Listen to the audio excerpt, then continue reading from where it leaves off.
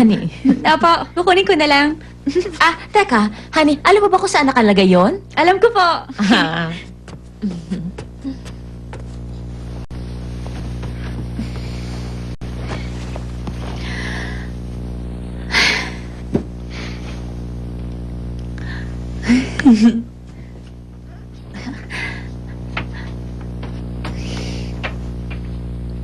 Oh, ang couple shirt!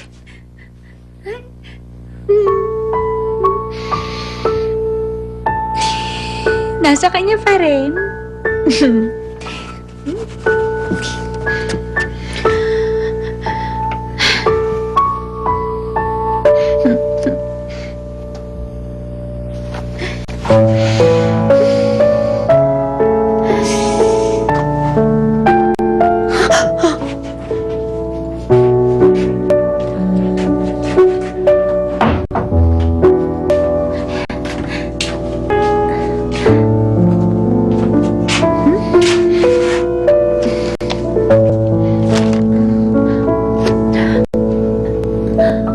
Room for rent.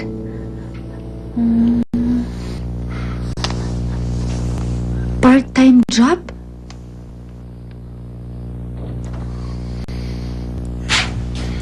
Bakit nandito ka? Ikaw pala. Kinuha ko lang ang maruruming damit niyo.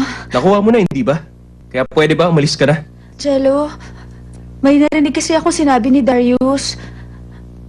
Ang sabi niya, aalis ka na raw dito sa bahay. Minsan kung ano-ano talagang iniisip niya. Totoo yun.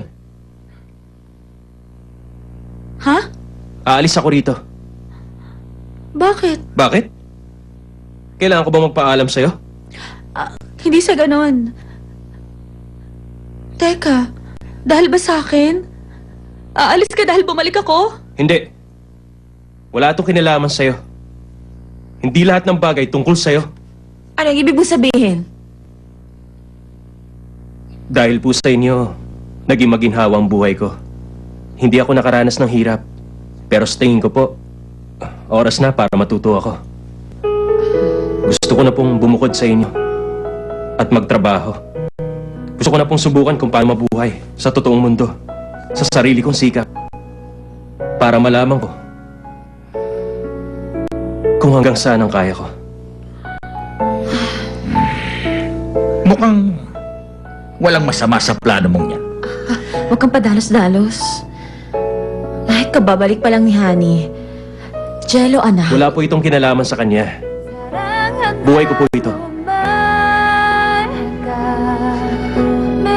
Sige, pinapayagan kita.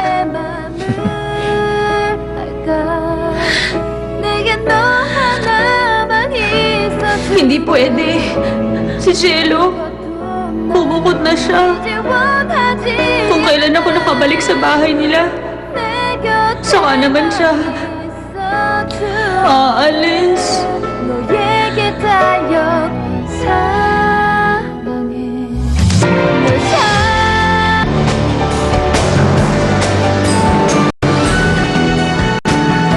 Ako si